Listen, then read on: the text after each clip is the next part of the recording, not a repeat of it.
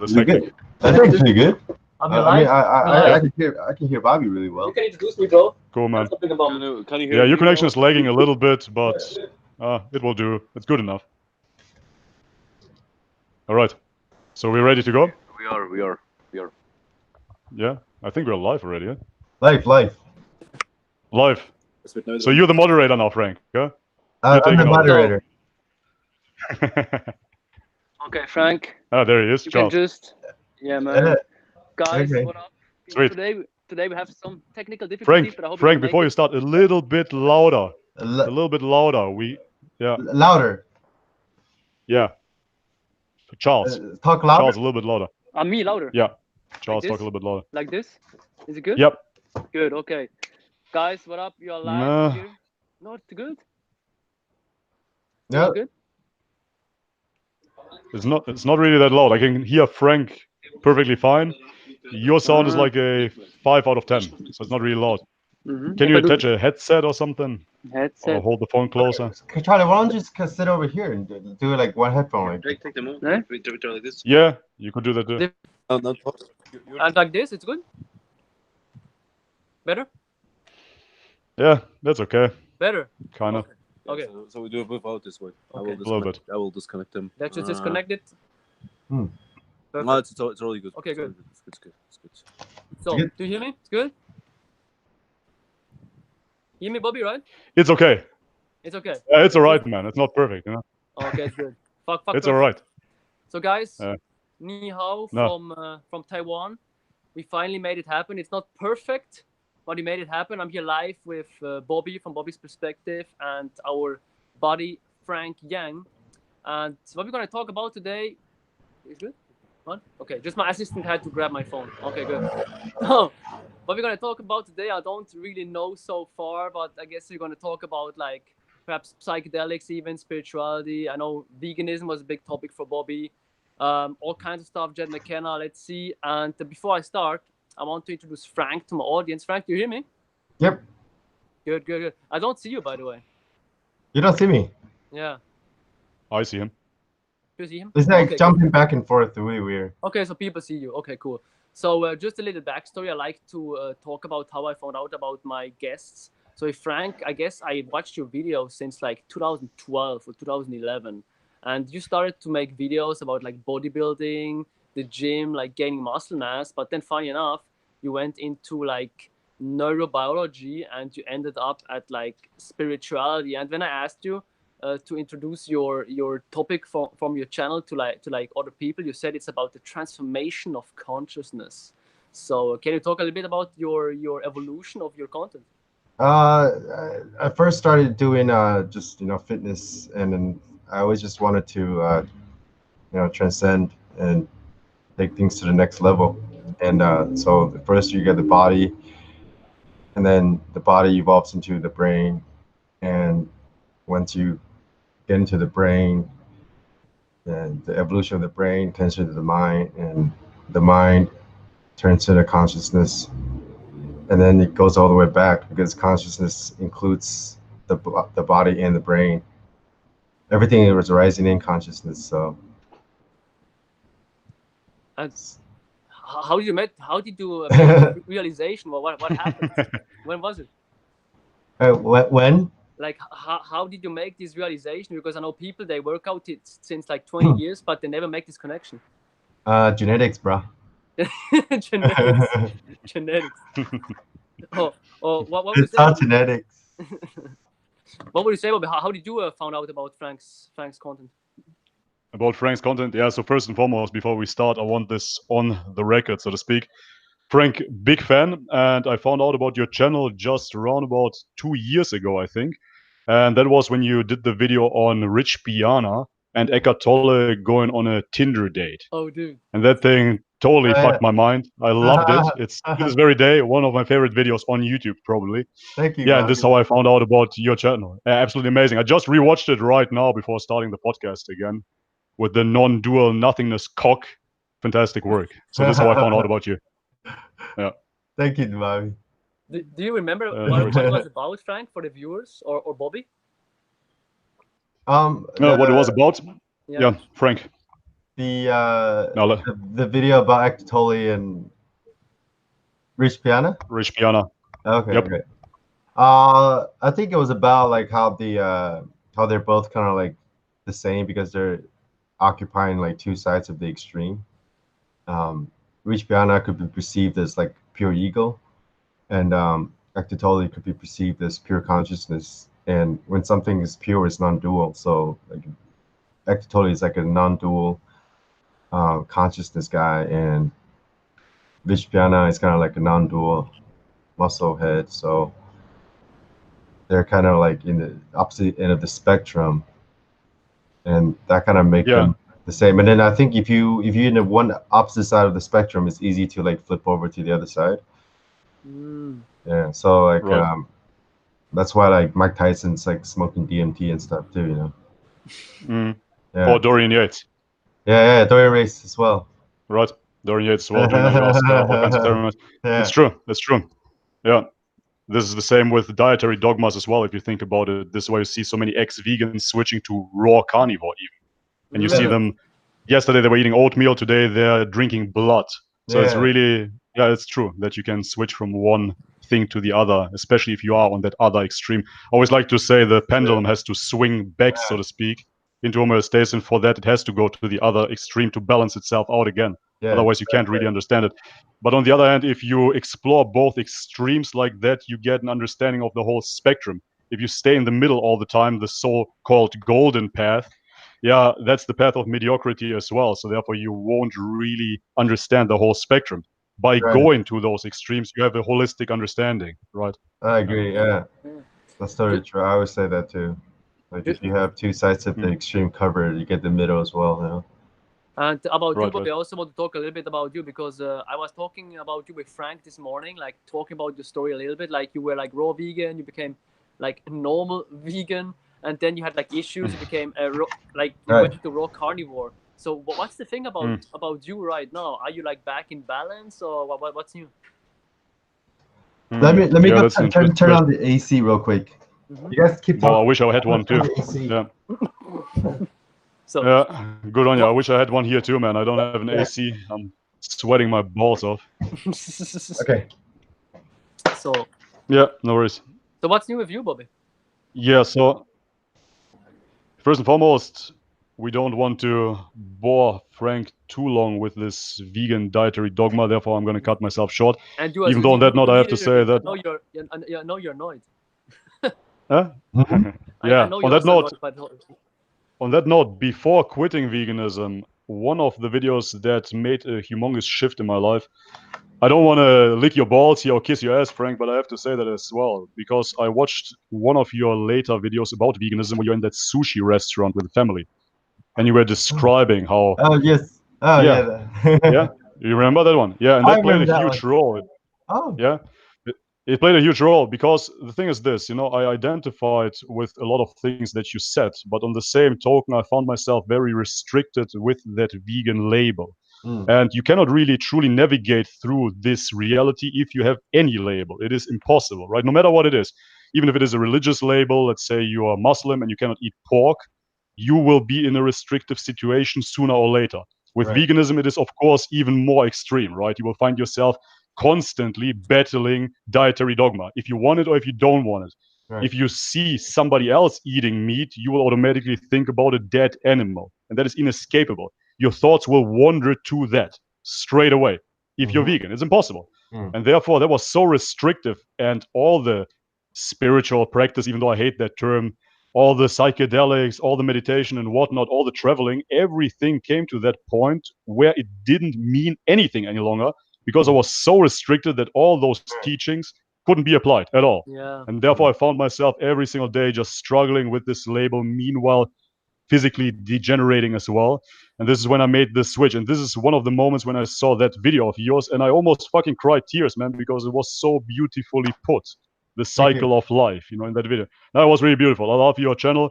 And this is something that I want to mention as well. It's just mind-blowing to me that you don't have fucking 1 million followers, man, because your content is so unique, and it is one, if not the favorite channel on YouTube for me personally. Huge fan on that note again. And it just man, it makes me frustrated that people don't understand that work, it seems. Because for 10 years, or how long have you been on YouTube? About 10 years, yeah.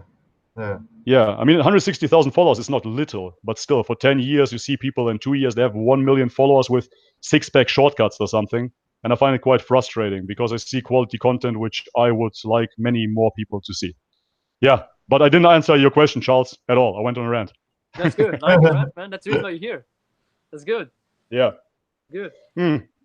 Yeah, about the extremes, again, I don't feel that I am going to those extremes consciously in that sense. It is not like saying, you know what, I want to drink blood and eat raw animal flesh right now, because that is a conscious decision and I want to shove it to the vegans and tell them, go fuck yourselves, take your lentils, piss off, I'm going to drink blood, right? That's not it. It is more an intuitive approach of a certain aspect in life that was missing. And therefore, I find myself after 4 years of eating only plants, eating predominantly animal flesh. So every time I'm trying out to balance it out again, especially with bodybuilding, we all know that carbohydrates have their place.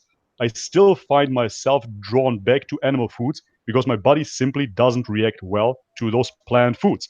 Even if I wanted to, ideologically or out of a biomechanical standpoint, to implement more plants, I simply can't. When I do, I get all the symptoms again, diarrhea, bloating, and whatnot. So therefore, I just stick with what works.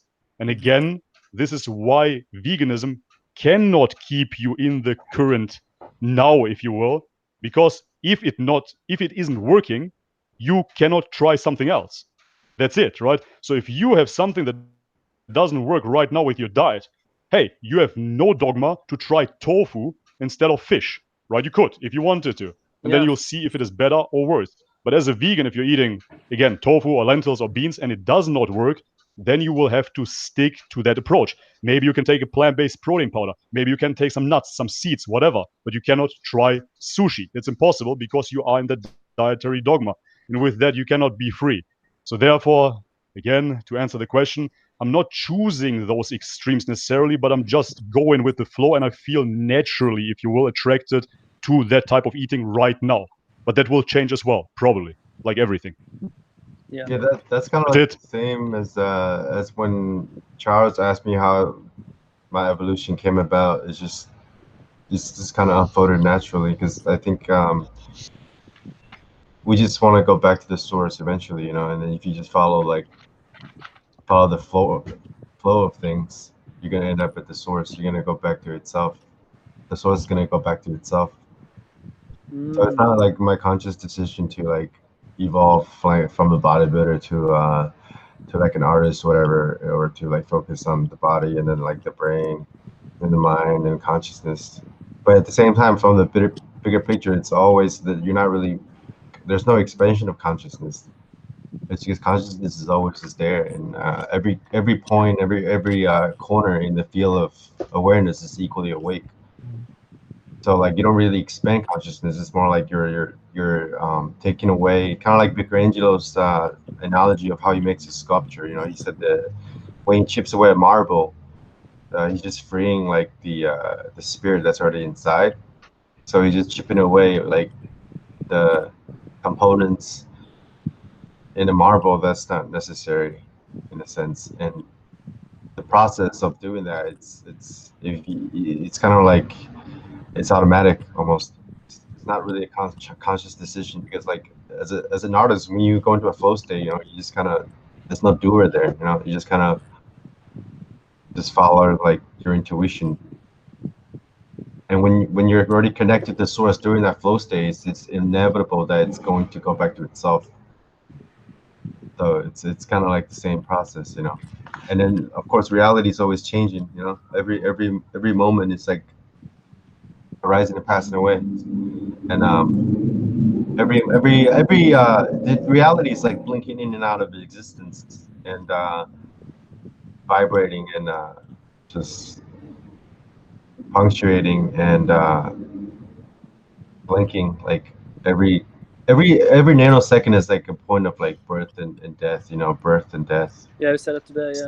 So there's just like the evolution is just kind of accepting the truth that everything is impermanent, and then whatever dogma, whatever belief, or whatever like truth you have today, it's not there again tomorrow. Like Xi Jinping, one of my favorite Vipassana teachers, said like today's enlightenment is tomorrow's mistake. Yeah. Yeah. But 100%. Yeah, 100%. That's absolutely true on every single level. That's pretty much everything. We can end the Everything. podcast right now. It's pretty much everything. No, it's true. Yeah, it's perfect. Yeah, it's absolutely true. Everything that is happening right now that can be accepted as truth in the present moment is not the truth later on. Yeah. I mean, with simple things. For example, you're hungry right now. The truth is you are hungry. Now you're eating. Now you're full. The truth is not being hungry any longer. It's simple as that, and it is something that you can apply on everyday situations. And this is why any dogma will always bring you out of that conscious awareness, if you will. I have a question for you, Frank. You said automatically first you were a bodybuilder, if you will, then you became an artist. Wouldn't you say that it is always the same nature, so to speak, in the background that is essentially manifesting itself through different perceived actions in this reality? But in the end, it's always the same spirit, for the lack of other words. Yeah, I think it's the same. I think it's Yeah, right. because like form is emptiness. Emptiness is form. So like in the background, Yeah. it's always it's the same. Like I said before, every corner, every point in the field of awareness is the same. But like the manifestation of that emptiness takes on different forms. And then it's for me like on a more relative, like I guess personal level, like everything that I do, I just kind of have this goal of like transcending. Like before I got into bodybuilding, I was really into like vertical jumps and speed. Like I wanted to like that's how I started lifting weights. I wanted to like jump higher and like run faster. It was that noise. So like just that intrinsic kind of desire to keep like taking things to the next level, and then like with the vertical jump, that's like one of the best metaphors for it. Like my first video on YouTube is me like jumping on like doing a box jump, and that's sort of like it's a metaphor for like my entire like channel and my entire like journey in a way. So it's all like the same. It's all the same. Yeah.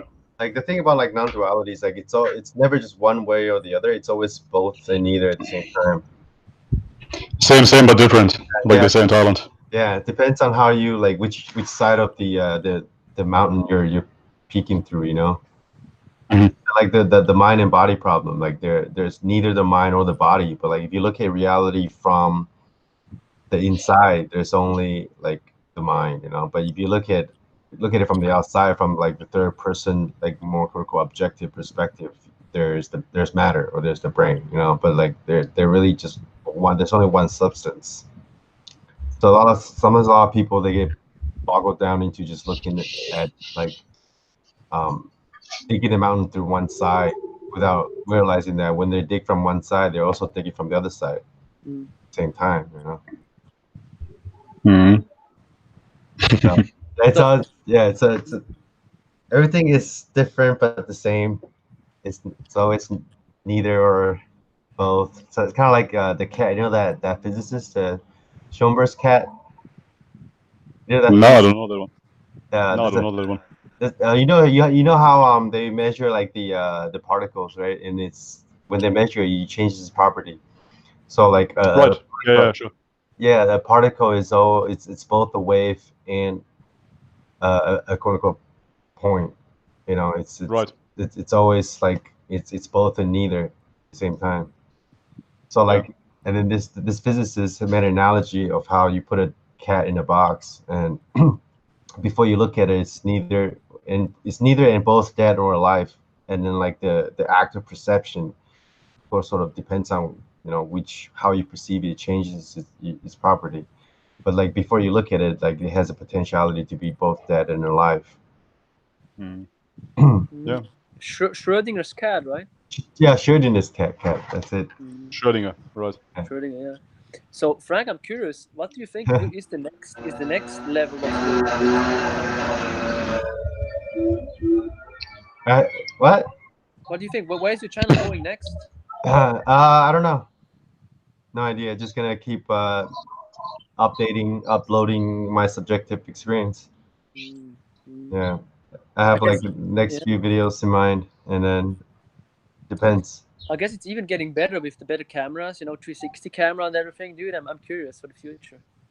Yeah. I mean, with the 360, it definitely opens up a new dimension. Because like the way the 360 looks, it's kind of like it's like a 360-degree mirror almost, right? Like instead of that's how your perception is in reality, like without the filtering of the mind, or without the filtering of like the self kind of, or the personal ego. You don't really have a head from the matter of direct experience. You don't really have a head.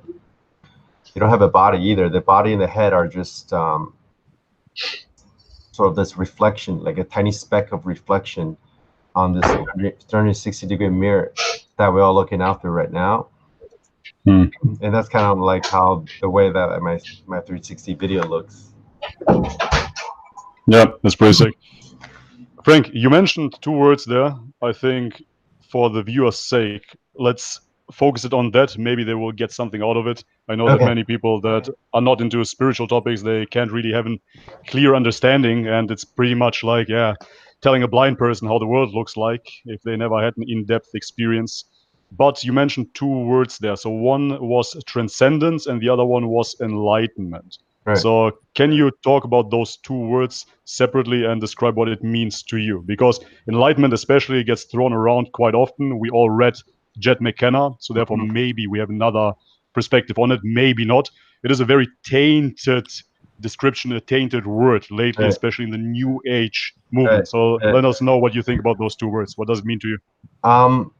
For me, transcendence, it's easier to explain. Transcendence just means I guess what we talked about before, the source going back to itself, or just on a more like quantitative perspective. It's just if you bench 300 today, and the next time you bench 315, that's kind of a form of transcendence.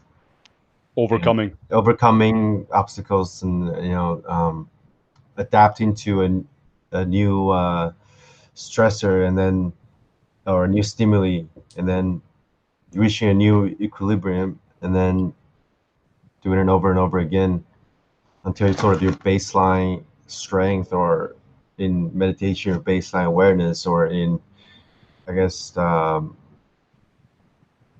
maybe with bodybuilding your body fat set point gets more and more efficient, things like that. So I think like just by being alive, you're transcending. Like, doesn't really even if people who aren't into like self like actualization, I think just by being alive, you're sort of automatically transcending all the time. Like even the process of like just reaching death, reaching old age is it's kind of like a transcendence.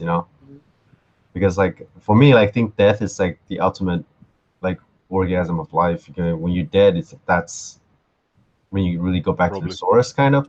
And I think speaking of enlightenment and talking about transcendence, they're kind of interconnected. And when Buddha's teaching, actually, if you want me to explain enlightenment, for the Buddha, a lot of people think like he wants to end suffering through like bliss and outer states of consciousness, but like actually the highest sort of form of meditation is actually a state called cessation, or blowout. Nibbana or Nibbana in Sanskrit is actually just translated to a blowout, or like a blackout. So it's not really like an outer state of consciousness. It's actually in a state where consciousness can't even go. Like the awareness can't even go, and that's sort of like a death. So, to me, enlightenment just means death, and but of course not like a literal death. It's sort of like I guess you could say ego death, but like ego is one of those words that are like really convoluted too. Like I don't really like to use. Same with like spirituality. And so enlightenment just means like not the death of the self, but sort of like the death of your perception of what the self is, kind of. And you can get really like sort of practical or sort of how should I put it, technical Yeah. with the term enlightenment, because like if you study the Sutta, the Buddha actually has a few requirements or insights that if you sort of realize them like experientially, then you could be said to attain enlightenment. And those insights are emptiness and no self and suffering, and they're interrelated. Yeah, that is fascinating, man. Because were you finished? Yeah. You can cut in. Yeah. No, I want to let you flow. This is why I kind of hang back here. Now it just reminds me of not only one mushroom experience, but 3 consecutive mushroom experience that I had in Alkmaar, the Netherlands, before I started traveling the world 5 years ago. Oh, nice. Because what we did there is we barricaded ourselves with a couple of friends for 2 weeks straight. And we would just wake up and on an empty stomach, we would start eating mushrooms instead of breakfast, right? So we would just try to see what is there, what the true origin of all is. Right. And our approach was, let's try it with mushrooms. So we're going to start eating in the morning for breakfast, for lunch, and for dinner, right? All day, just mushrooms. And on the last day of those 2 weeks, I already experienced ego death, but now I really want to push the envelope and see what is beyond. Because the ego death, my frustration with the ego death was that it was still occurring in this reality. So even though after the ego death, I didn't identify with Bobby any longer, and I could see that all of this creation is basically I, and there is no separation, I was still frustrated that I found myself in creation. So I use that analogy of a simulation in that sense. If you would imagine reality to be on a main server, I still was in the server and I couldn't observe the computer from the outside. And that frustrated me. So therefore, I want to push further. And I ate 30 dried grams of magic mushrooms. On that note, for our viewers, 5 grams is already considered a heroic dose by Terence McKenna. And with that, I reached again this ego death. And I got outraged. I was so angry that I couldn't go further. And I said, all right, now I need all the mushrooms in this room. And my friends got together, they gathered, they couldn't take anymore. They started cooking mushroom teas, they started chopping up mushrooms. And in the end, we had like something around 100 dried grams of mushrooms. And I started eating and eating and eating and eating. And it took me around about 1 hour to physically eat all of those mushrooms. And I want to see what's next. What is after understanding that there is no self? And this is when I totally passed out. So that was the threshold. There was only darkness and nothingness, and there was no existence. So no self seemed like the last step before nothingness. But nothingness is something that cannot be articulated. In reality, it looked like that I woke up around about 10 hours later. Totally shocked, totally blown out of my mind that I'm still existing. Because before that, I had no recollection of what just happened. So therefore, your story just reminded me of that the extrapolation of no self is no existence. And there is absolutely nothing. That's great. Yeah, that's exactly what I was going for. But I think it's the insight that you gain from like the moment before you lose consciousness and the moment that you return. Those are the most important sort of moments for insights into no self, because like at that moment you see how the entire structure of reality, the entire structure of the external world, or quote unquote external world, or your entire structure of the self or the matrix is constructed. And once you kind of sort of see how that is the case, how like everything is arising and passing, even like your whole existence is arising and passing, then you sort of you come back, you exit the screen of like the video game or the computer frame, whatever you want to call it, the program, and then you come back and then you keep playing the game. Exactly. Yeah. And you play the game even more enthusiastically, if you will. At least that was my case, because you understand that there is nothing else. Yeah, I agree. I think a lot of people think like if you get into this spirituality thing, you're gonna lose motivation to like do things in life, or like enjoy the pleasures of life, but I don't think that's true. I think like you enjoy it even more, like you feel things even deeper, because without the filtering of the self, or at least the belief of the self, you actually feel the sensations or feel the emotions of that's occurring in consciousness more. Yeah, And then absolutely. I would say. No, and go. you're just less attached to whatever you're doing, and by being less attached, when we kind of go back to the beginning of our conversation, you just like sort of more in the flow, more in the now, and then you're just like you're more present, and you just sort of embrace and engage in activities more fully. Yeah, 100%. Yeah, I would say that this not being engaged in life so much any longer is a in-between stage. I do not know where I read this. It's a pretty famous, again, a spiritual quote of before enlightenment, the tree is just a tree. During enlightenment, the tree is not a tree any longer. And after enlightenment, the tree is a tree again. Right. Right? So therefore, you basically live as nothing happened, but with a complete other, I don't want to use the term intellectualization, maybe yeah, some sort of internalization, if you will. Right. It becomes pretty much the same again in the end, as if nothing truly changed. For the lack of better words, we use our old names again, and I say, "Hi, Frank," and you say, "Hi, Bobby," Mm-hmm. and that's how we have to refer to each other, Mm-hmm. even though we know that there is depth to it. Yeah. But in the end, what should I do? Should I call you transcendent being, Frank, came down here, pure consciousness, man? I need to use some terminology, right? So We call therefore, each yeah, other it becomes a tree again. Meng Ling in Taiwan. Meng Ling. Oh my God. Mingling? What is It's like that? an insider joke. Yeah. We've been calling everybody the girl that he pulled last week. Meng Ling. What is a Minling? It's the name of a girl I being. met. It's a name of a being.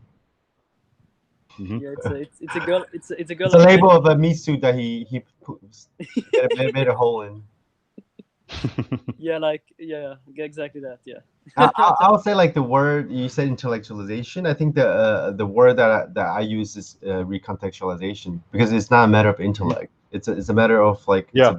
it's a kind of like a visceral feeling of being. It's like you say, it's the same, but it's different. Something like you see a mountain that before enlightenment you perceive it as being solid, and during enlightenment you sort of in this in between stage that it feels kind of weird. And at first you see the mountain as a solid, you perceive that to be reality, and then you see the mountain as not a mountain, and you're like, oh, everything is a dream. But then if you think everything's a dream, if you still like making a duality or a distinction between reality and a dream, then you're still kind of living in duality.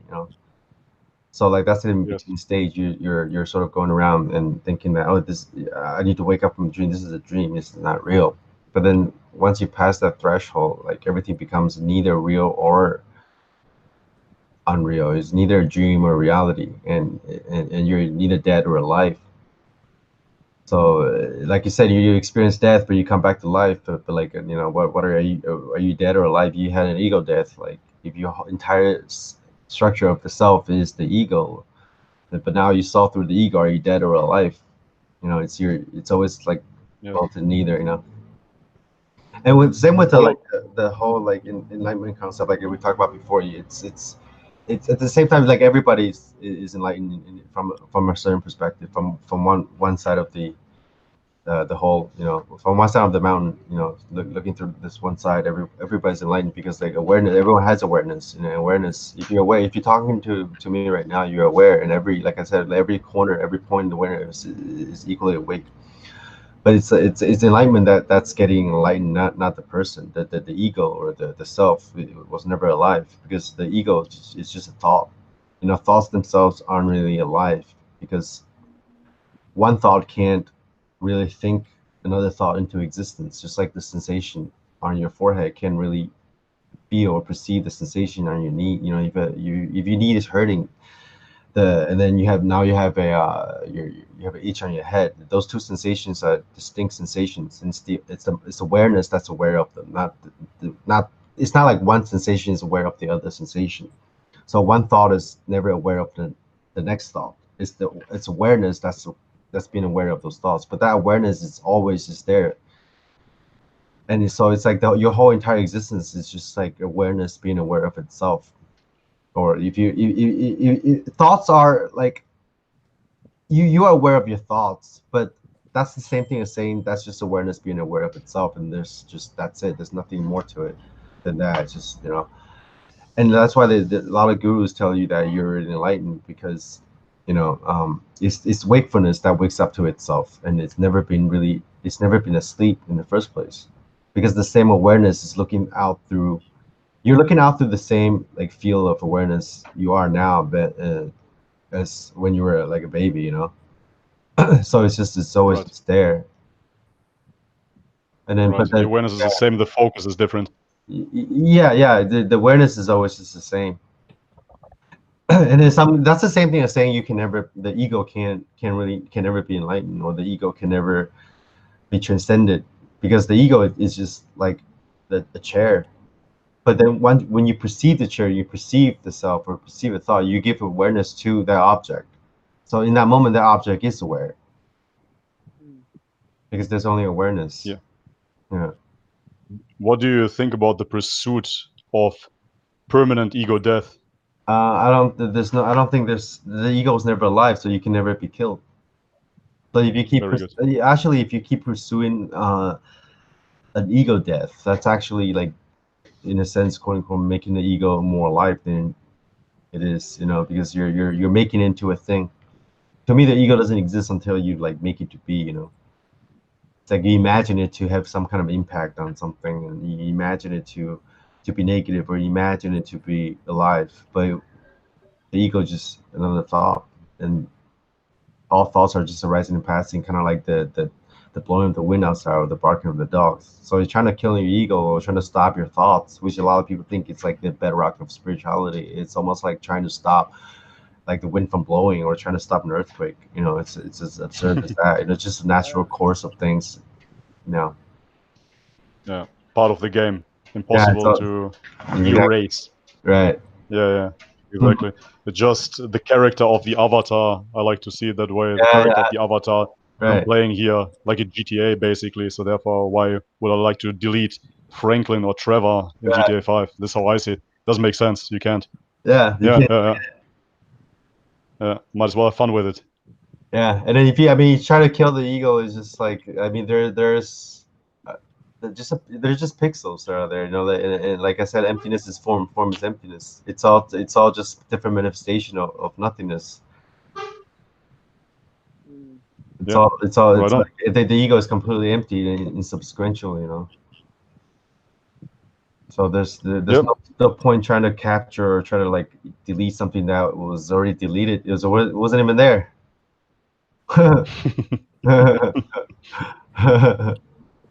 Yep, that's awesome. Good, yeah. We have that joke here, right? When you talk with each other, what's that joke like? There is no one there. Like, how do you use that joke all the time? I don't know. Charlie's been saying that a lot these days.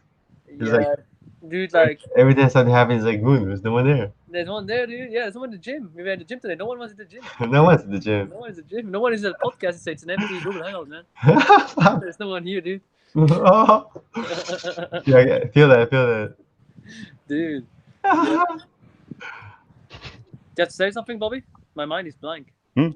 Your mind is blank. No, actually, I'm hanging. It's good that there's no one there. I'm actually hanging back, and I'm waiting for you to steer it into some direction, but I don't think that will happen. So therefore, we can just freestyle it. Whatever we might want to talk about, we can. It's cool. I have something interesting. Have you guys seen the podcast with Joe Rogan and Ben Grutzel? I think I haven't seen that. I think I did.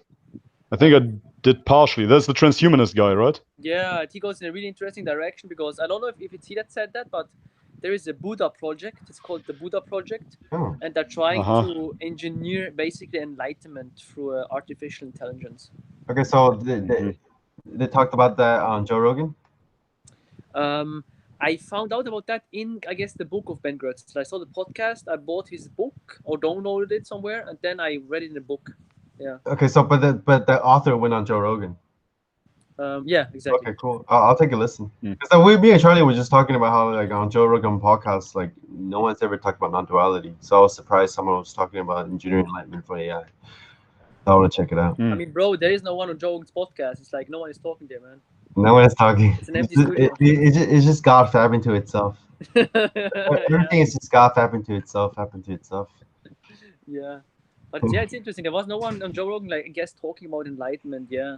I guess Sam Harris is pretty woke, but he was never going really deep. Yeah, he never went really deep on the Joe Rogan podcast, I feel like. Yeah. But it was very political. Yeah, he's always political. But have you checked out Sam Harris's meditation app? It's not bad. It's pretty good. He goes. No, I haven't checked it out. He goes pretty deep in it. Yeah. Yeah. Anyways, Charlie, you can tell us about like the guy. Yeah, tell us about the podcast. Yeah. What did you say? What's the plan with the Buddha project? Yeah. They basically want to. There's another guy called David Pierce. I guess Bobby has heard of him already. I think I've heard of him. David Pierce is like Tristan talks a lot about him, and he wants to end all suffering on this planet. Yeah, absolutely. So basically, he wants to end suffering in human beings, but also in animals. So he wants to re-engineer. He's a vegan. Exactly, of course, he's a vegan. Of course. And I mean, the idea is not bad, to end all suffering, but basically the whole thing means that if you want to end all suffering, you need to end all life. Otherwise, you can't. Exactly. That's what we talked about before, Yeah, that's it. That's what was one of those realizations during being vegan, and this is why I had to stop basically, because I always like to extrapolate an idea, So if we talk about bodybuilding, for example, you do not have to become Ronnie Coleman necessarily, but you could extrapolate the idea of bodybuilding to get to a Ronnie Coleman character, and then you could backtrack the steps and see what is needed to get to that point. And during that period, you could stop somewhere where you feel comfortable, if so at all. And the same just applies to veganism. If you look at the extrapolation of veganism, you will see that the extrapolation becomes anti-natalism. Or, and this is the idea of that guy, to basically turn every carnivore, into a herbivore, right? So there is no suffering anymore. Of course, neglecting bacterial death, cell splitting, so on and so forth. Just talking about that, physical realm of carnivores eating herbivores. So therefore, people become vegan, sterilize themselves, don't procreate any longer, population control, and then in the end, all the bad carnivores, because creation is bad, has to be tampered with as well and turned into herbivores. I think that is just not accepting the current state of isness, not accepting creation without sounding like a religious person. Yeah, for me, I don't want to cut off the talk straight away, but for me, it doesn't seem like a good idea. I have to judge it. Yeah, but let's extrapolate. Let's talk.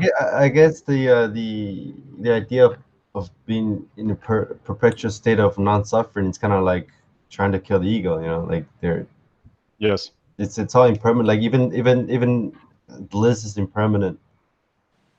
So trying to erase suffering is, like Charlie said, trying to end all life in existence. Yeah.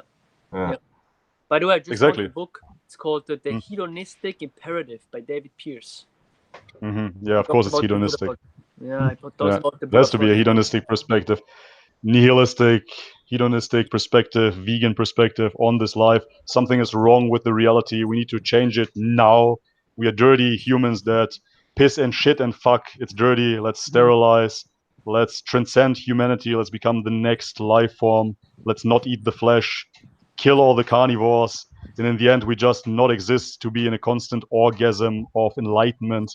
Yeah, all of those ideas that we even discussed here, I think, have been perverted in this modern movement. And I see a dark agenda behind it. It all comes with this premise of enlightenment, eco-friendly, green, vegan, plant-based. I see a huge risk in that movement. And I see that this is really steered by egomaniac organizations that want to totally take over creation. So I'm not subscribing to that idea at all. Yeah. No. Have you heard about that, Frank, basically, about that whole plant-based agenda? No. Yeah, it goes pretty deep. I don't agree with everything, but exactly what Bobby says, it goes into that direction. Because we all know, like, the book A Brave New World by Aldous Huxley. Right. And there they also don't eat meat anymore. It's like kind of forbidden. So people become like kind of docile and, like chill, like low libido. And some people really struggle with veganism and have exactly these symptoms. So people say, or some people say, okay, could go into this direction. That we don't eat meat, like in a couple of years from now, people get weak and we get empowered. Damn. Oh, wow. It seems to be it seems to be an infiltrated movement. So if you look at the origins of veganism, you will see that, sure, in Jainism, Buddhism, Hinduism, it has been a practice to transcend the animal body, the flesh, so to speak, through a form of asceticism, right? Fasting, abstaining from flesh foods. So in order to lighten the body, if you will, and to understand what consciousness, what spirit is, if you will, and to get away from humanity. Because if you are involved, if you're embedded in very human tasks such as eating, socializing, fucking, it's very primal, and it can keep you away from actualizing your consciousness. Not that it has to, but it can. So therefore, to abstain from those things, to not talk, you know it yourself. You went to Vipassana retreats, to eat lightly, to not eat what the human body desires, the flesh body, can bring you more into this conscious awareness state. And this movement, this original spiritual movement, has been infiltrated by Rothschilds, Rockefeller, so on and so forth, and especially Primal Edge Health. Tristan Haggard has a great podcast on that show, and he talked about one guy in particular. His name was Lord Birkenhead, and there was this article from 1925, I believe, so almost 100 years ago, and he described the world in 100 years. And he talked about that, yes, it is true that cellulose, plant foods, cannot be digested by humans. So therefore, we will replicate it in a laboratory, plant-based meats, and then we will go a step further and create lab-grown real meat out of tissues from animal excretions, and we will feed it to the slave population, so to speak, right? Weaken the society to population control again. So to lower this dirty human flesh virus here on this planet, eradicate it all, and leave the real meat for the ruling class. Sounds pretty dark.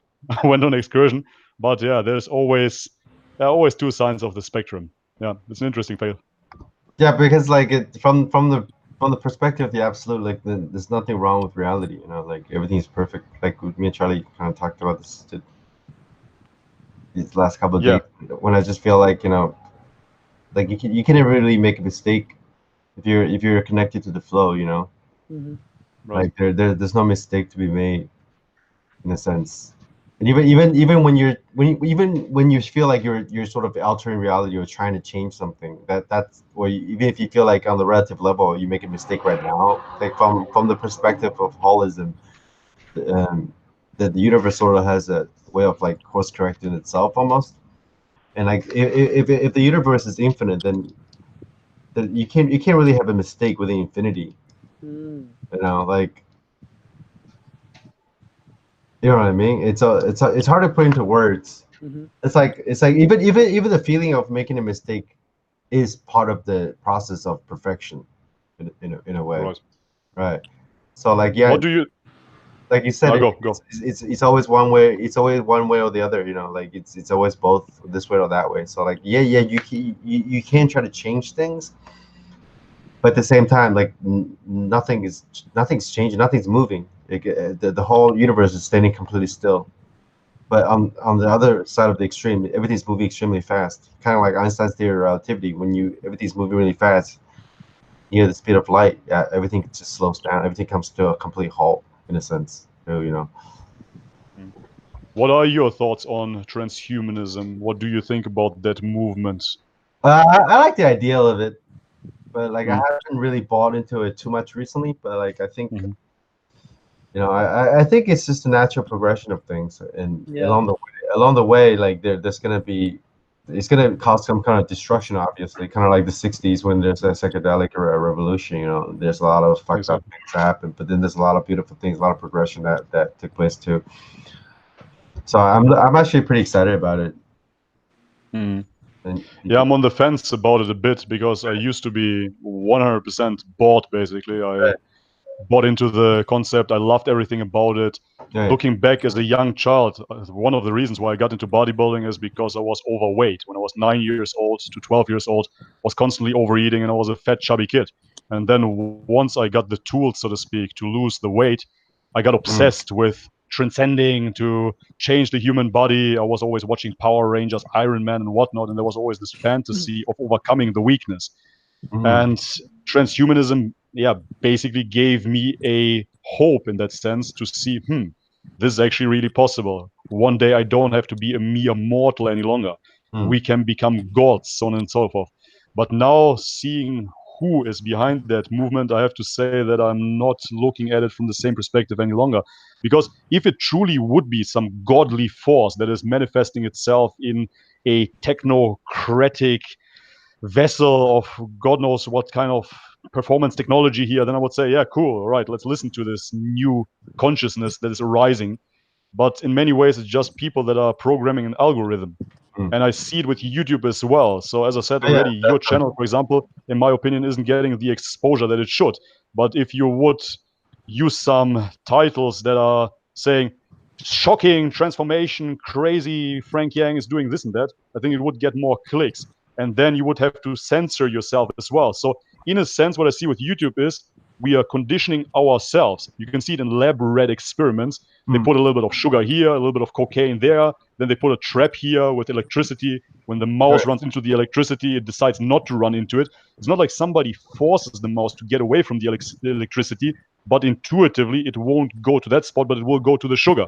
And it's the same here. When I put something on YouTube that is controversial, I will get demonetized, right? If I choose to do something more user-friendly, I will get monetized. So thumbs up, a pat on the back. Congratulations, you're on the right path, right? Then you use a specific title that gets more clicks. So if you follow that, you're basically conditioning yourself. Therefore, I cannot see this algorithm or the technology that we have in place right now as something benevolent and something absolutely neutral, because there's always an agenda behind it, it seems. There's somebody steering this into a certain direction. And yeah, the same with anything, right? 5G, the control of the masses, social media, which has become the new TV. I do not think that this transhumanist movement can be neutral and can serve the humanity. I don't see it any longer, unfortunately. And therefore, yeah, I see it as a very, very dark force taking over population in a bad, quote unquote way. Yeah. That's interesting because I was just go on, Frank. I was just thinking that also from a certain perspective, the devil is God, you know, because like a God that's omniscient or infinite must include evil as well. Yeah, I agree. I call this concept spiritual racism, if you will, a non-understanding of duality. Many people talk about this in quote unquote bad trips when you try to label something, and they ask me how to prevent a bad trip. I'm like, dude, you know, if you don't label it, then you don't have a bad trip, right? It is the acceptance. So if you take the example of a regular human, right? So let's say a happy guy goes out of his doorstep, goes through the city and sees many, many people and is super happy about his experience. And then let's take the same example, but now the guy is a racist. And he goes out and he sees a foreigner, then he sees a black person and he gets outraged. His day sucks. So it's not that the reality sucks, it's his perception, so to speak, right? So it is his labeling of those things that occur in his reality, if you will. This is why this negative emotion occurs, if you will. And then the same applies to spiritual psychedelic experiences. So if I see God, if I see transcendence, and I'm happy about it, okay, cool. That's my labeling. And then when I see Satan, I see the devil, and I become upset and scared, yeah, that's my perception of it. So if you could accept both, there would be no division, and therefore there would be no spiritual racism in that sense. Right. Yeah. Yeah, it's an interesting concept because I was talking about that with Frank on our podcast we did a couple of days ago. I feel like, you know, the universe is so big and we always talk about, is there like some other life form somewhere? And what Frank says really resonates with me, that this could be like the natural progression of things. So perhaps, I guess there is life on other planets, and perhaps the evolution on other planets is almost exactly the same. So people evolve, and then at the end we create like this consciousness, this supercomputer, and then instead of going to other planets, we all go inwards and we create a new universe. And then it's like an infinite loop of new universes. It's infinite, always, like, you know what I mean? Yeah, sure. I mean, this was even presented in Stargate, a series out of the 90s back in the day. I don't know if you guys watched it. I was a pretty big fan of that one. And you can't even travel physically because the distance is just way too far. And therefore, either you have a Stargate which connects nearby planets, or you have like an universal internet where you can connect consciously, or you can send some sort of machine and embed your consciousness into that. So this is how you bring together the universe. Yeah, makes much more sense than traveling physically. Our bodies are way too frail for that anyways.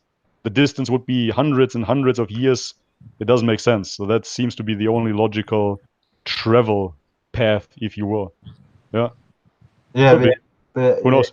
me and Charlie were talking about today after we did the guided meditation. We did a guided meditation on the distances, the construction of the mind as well, from that perspective. So like there's really no distance to anything. Yeah. Listen, Frank, So I want to. what you gonna ask me? Now I want to ask you something not totally different, but we scratched the surface of that topic in the beginning, and I somehow want to know your stance on that before we can move further. I just want to know, because you mentioned in many videos that you were thinking about veganism left and right. So what is your current perspective on veganism for you? I just want to know that. For me, I have no thoughts about it, but I do agree with you that like for example during our meditation retreat for 10 days you eat vegan food, and then you do feel more like sort of clear minded. Your conscious your awareness does seem to raise when you're going on a vegan diet for that period, At the moment you try to restrict yourself, that you kind of backfires. But so I think there's a time and place for everything, like for maybe this phase of my life I want to eat less meat, and I don't think there's anything wrong with either way, with veganism or not. And I think it's something that I might experiment with in the future, or however long, I don't know, just to see the impact it has on my body and my mind. Sure. And also yeah, it's kind of like no fat, It's like I think veganism is it's kind of like no fat. It's like if you're not attached to it, the no fat of diet. Yeah, it's like if your identity is not attached to it, then you can experiment with it. And this change is always good, And then like that's I think it's the same thing with like morality too. Like the reason why morality is such a big thing in Buddhism is not because like enlightenment is about making you a better person, The reason why morality is a big thing and why people infiltrate it so much nowadays in like if you go to ask any Buddhists today, like in Taiwan, for example, like they think like morality or compassion is like the only thing that Buddhism is about, which is just not true. Buddhism is about like understanding and contacting the ultimate reality, and because it's hard to get into that state. It's hard to like meditate or steal your mind and get insights into the ultimate reality if you're thinking about like the shitty thing you did yesterday or something like that. So like the precept of the Buddhist teaching is so that you can have a mind clear enough to not think about your bullshit so much, that you can sort of receive some insights into the ultimate reality. But ultimately that's sort of like a byproduct and sort of like a means to an end, not really like the end goal.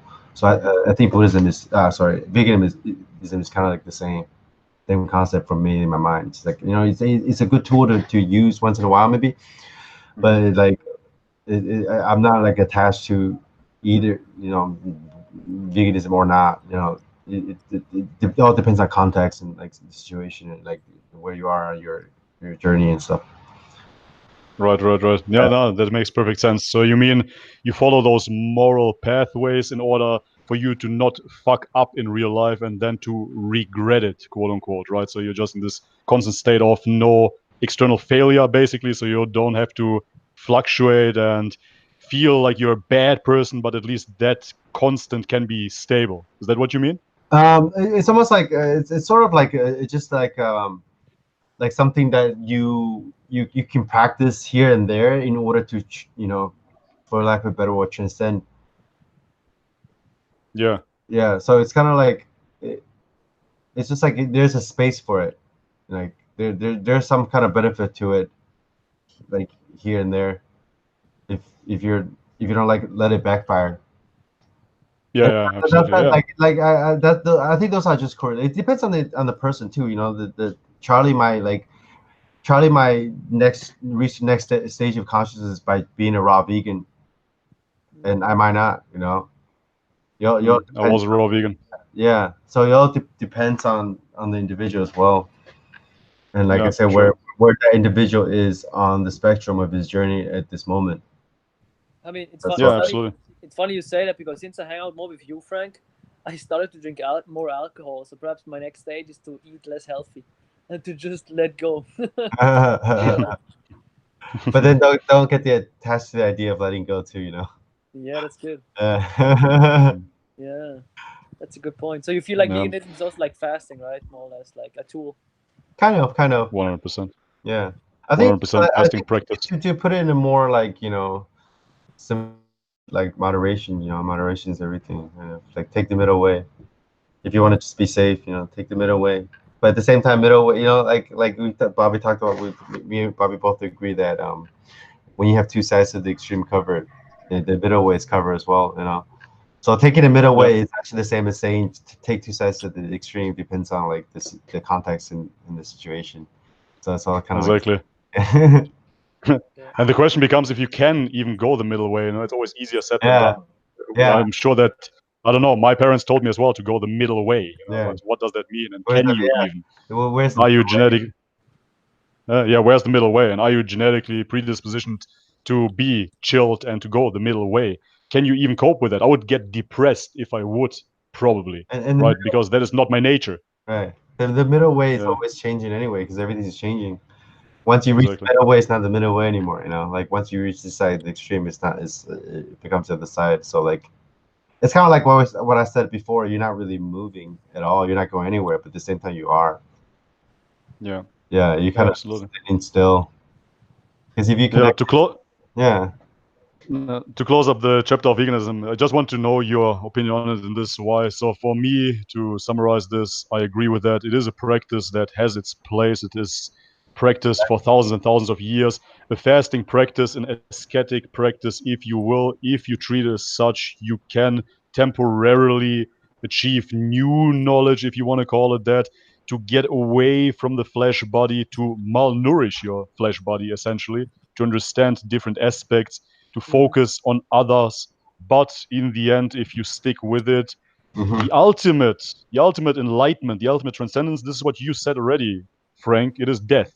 And this is what veganism would lead you to. If you would extrapolate the idea of dietary veganism and you start with a whole food plant-based diet, then you go into a raw vegan diet, then you go into a fruitarian diet, because fruit is the only karmically free food that you will get on this planet, so to speak, the only food that is given to you with no violence. You can pick it off the tree, and then you extrapolate that again, and you don't want to do any harm. You start to become a liquidarian and then a breatharian in the end, and you try to transcend. Biological limitations are still real in this realm. So therefore, yeah, I know we hear stories about real breatharians, but as for right now, I have to see one that is truly successful. What that truly means is to die. So if you sit for 2, 3, 4 weeks with no water, no food, you will essentially die. So you will transcend that way, one way or the other. But right. is it sustainable for the human vessel? That is always the question. And therefore, I think that it is a great short-term idea, but long-term, only if you want to truly transcend, then go vegan. Yeah, that's funny. Travel to the next dimension. Yeah, exactly. Dude. Yeah, that's about veganism. Yeah, any other topics that you want to discuss, Charles? We went on all kinds of rants. No, it's good. It's good. I think it's good. Yeah. Really good, Yeah. yeah. What I would also like to ask Frank here publicly is because Frank is always in good shape, like really good shape. But I True, know, I'm jealous. yeah, but Bobby also right now again. And Nah, how I'm fat. Frank? Why? I mean, you link being in shape also with spirituality, kinda, right? A little bit. What's your reasoning behind that? You always talk about like aesthetics, like because I would think like if you train like for over 10 years, perhaps you're getting bored about that, but you don't seem bored about like training and stuff. I'm pretty bored of training actually. Really? Oh, I'm just doing to maintain. But Yeah. how do you link then the bodybuilding to spirituality and to your path? Oh, I guess in a sense there's different levels to it. For me, like for me now, it's really hard for me to distinguish what's spiritual and what's not. anymore, you know, because like man. like I said, everything is emptiness, and then the body is just the manifestation of emptiness to like a certain form, you know. So whether even the feeling you have about bodybuilding is bodybuilding spiritual or not, it is itself empty, you know. Even emotions itself, like you penetrate a part of the sensations of what gives rise to emotions, it's empty as well. So from that level, there's really no difference. Anything you do is quote unquote spiritual. Anything the divine is in everything. And from a more practical or metaphorical or technical level, like I think the path to craft an aesthetic body, like that process is actually, it could be really, you could take away a lot of lessons that you learn from fitness and put into, say, meditation. For sure.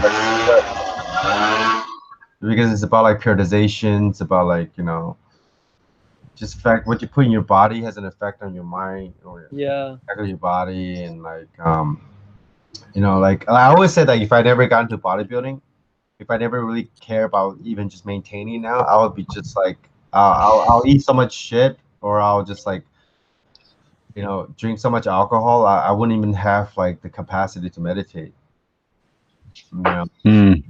Yeah, so like I guess fitness sort of kept me in check in a sense. If you keep your meat suit in good form, I guess that could in a way like house your consciousness in a way, even though it's all just consciousness. Yeah. So like, and also like actually one of the metaphors that I like to use, and a lot of other meditation teachers like to use as well, is to compare meditation to like the fitness, like fitness in your mind, you know. It's they're both about, you know, sort of staying fit, and sort of a form of training, you know. And the discipline and the mindset that goes into both aspects are very similar. You know, you sort of have to like psych yourself up to do a strong determination sitting in a meditation retreat where you just sit for 1 hour without thinking. Or like, yeah, it's kind of like powerlifting in a sense. Yeah. Yeah, it's absolutely true. In the end, the biggest muscle that you exercise in bodybuilding is always the mind, so to speak. Right. And all of those steps can, first and foremost, keep you fit, keep your body fit, and so therefore it will become easier to practice spirituality, if you will. And on the same token, spirituality is about discipline as well, as so is life. So therefore, everything that works in life, I found, is always applicable onto everything. Yeah, onto everything. So the detail, the discipline, the everything that you put into bodybuilding, you can put onto anything else in life, and it will function. It will work. So no matter if you want to put into music, into art, whatever it is, it will always work. So therefore, bodybuilding is a universal truth, if you will. It's an aspect of it. It is back traceable, and you can always apply it. Yeah, 100%. And it's interesting that you said that otherwise you would just eat shit and be drunk or whatever. It's the same here. The only reason why I'm not still popping 8 ecstasy pills and raving my ass off is because of bodybuilding. Honestly, that's the only reason. It's motivated initially by vanity, because I didn't want to become a thin junkie. But then ultimately, you understand what you're doing to yourself. Yeah, it's great. It's a valuable lesson. Very grateful for bodybuilding. Frank and me were actually arguing. I mean, we're not arguing. We were agreeing that Z is, you know, Z is. Yeah, sure. Yeah, we are saying that perhaps he was like super enlightened. He was just like trolling everyone, you know. Just like, that'd be funny. You know, that'd be great. Super woke. Yeah. He's fake woke. Fake woke. Yeah, we actually have this amazing conversation. Me and Frank have to be fake woke, but he's actually really woke. I guess he is, man. Like the Jim McKenna of bodybuilding, it's Z's, dude. We actually talk about that. He always asks people if they're aware. He's this? Yeah, he's always like, that's one of his memes. He's like, "You aware, bro? You aware? Are you Myron, bro? Yeah, you Myron, man? Yeah. You aware? Yeah. So he actually, Frank and me. But he went back to the source. Yeah. And he did. He did. He transcended. Yeah. I mean, me and Frank, we often talk about like people and ask ourselves if they're like truly woke, you know. So I guess this was pretty far already. Yep, he left us behind. We still have to catch up. Yeah. What do you guys think about Eckhart Tolle, by the way? I think it's Mm. woke. Woke, huh? Yeah, he's pretty woke. Like, or Jim McKenna. Some people don't know Jim McKenna yet. Mm. It's hard to get into Jim McKenna if you haven't read him. If you haven't read like other kind of spirituality stuff. Yeah. He's kind of like a spiritual troll or something like that, you know. Like it's kind of like the Marshall, you know, Marshall Duchamp. I've No, I heard his don't. name. You heard of Marshall Duchamp? I've No, heard I his haven't. name. Who's that? He's like an artist, but like he got into he put a toilet in an art gallery and he calls it art, and he was just trying to make people question what art is. You know, it's kind of like Jim McKenna style. He's a like an anti-art artist kind of, yeah. But I like that kind of style. Your style Yeah, is you pretty could similar. think of him like that. I'm not too sure. Sometimes I think he's just trolling, and in many aspects, I'm sure he does, because I saw that aspect, of course, coming from a vegan perspective when he's talking about eating beef, and the vegetarian looks at him and he doesn't care, you know, because he's so present and non-dual and enlightened. He doesn't give a fuck. He orders the beef noodles. So that was definitely a troll job, 100%, and therefore I agree that he definitely likes to troll here and there. But in the end, the essence of the book, spoiler alert, is of course the I am realization, and in many ways there is nothing more to it. Yeah. I truly cannot see it going any further with any other practice without having an attachment or dogmatic belief system. So in the end, what you can talk about with human words will always be I am. Everything else is just already falsified. So therefore there is truth in his troll. Right. Yeah. And then it's kind of the other truth in the troll is kind of like, you know, it's kind of like he's saying all those things about enlightenment and spirituality, but he's almost pointing to the fact that, like you said, words can't really describe it. So like there's in a sense there's no such thing as enlightenment, you know. But then like right. Like he's just trying. He wants you to question everything, including enlightenment itself. Yeah. Yeah. It seems to me like he's really fed up with the spiritual practices, the spiritual labels, what you need to do in order to be spiritual. It has become like a spiritual club. Again, the spiritual club, you have to do yoga, you have to meditate, you have to be vegan, you know, those three things. If you're not, then you're not spiritual enough. So I think he just wants to really show you that that has nothing to do with it. Yeah, exactly. And I think that is spot on. That's spot on. I mean, what else is there to do? Once you realize that you are awareness and there is nothing more to it, what else should we talk about? So in the end, the whole podcast here is mental masturbation. We should stop. Exactly. So it's kind of like it's a enlightenment's like a cosmic joke, you know, and we're just the punchlines. Nice. So sort of like by talking about it so much, he's actually like making fun almost, and making fun of the for sure. yeah, because you're getting away from it. It's Yeah. ridiculous. It doesn't make sense. It's as if we would sit here and talk for 3 days and we don't go work out, but we're talking about bodybuilding. Yeah, kind of. It's kind of retarded. Yeah. It's kind of retarded. I don't know if you know Miyamoto Musashi. Miyamoto Musashi, the greatest samurai. I don't know. Yeah, that's my tattoo here as well. I don't know if you can see it. So it's Miyamoto Musashi, and he lived in the 1500s in Japan, the biggest, most famous, most accomplished Japanese Ronin samurai.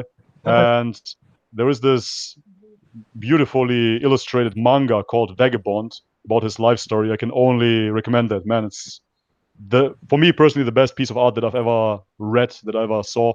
And there's always the constant talk about the ego, the constant talk about becoming something and then not becoming. And it's this constant battle. And he finds himself surrounded by 3 samurais, and they're just talking about the sword. And he gets this frustration, and he said how ridiculous the scene is, that 3 swordsmen are sitting together and they're talking about the sword without using it. And that scene on its own, when you try to analyze, you see what it really means. It means that, yeah, if you talk about something, you abstract the whole meaning of it, and in the end, you're getting further away from it than you've been before. Right. Exactly. The spoken Tao is not the Tao anymore. Right. Yeah. Okay. man. That's good. Good. I guess That was a good ending. Right. It's- I Can't think talk so about too. it anymore. Yeah, Hey, we bro, can it was talk great about meeting that you, man. for hours. Awesome. Yeah. Yeah, it was So- great so connecting to Frank, you. where can- Thanks to Charles. Frank, no worries, dude. I wanted to connect you guys because I always love to connect people, man. It's kind of my role here. Yeah, thanks a lot, man. It was awesome. So, No, it's fun. Huh? no worries, dude. Bobby, when are you coming to Taiwan? Oh yeah, that'd be When am I fun. coming to Taiwan? Charlie wants Yeah, it to would move be awesome, man. next year. Yeah, I'm coming Oh, back you're to moving January, there? so perhaps January, yeah, that's welcome, awesome so- because I'm planning on going back to Thailand in December. First and foremost, we're gonna go to Australia and we're gonna do the farming documentary.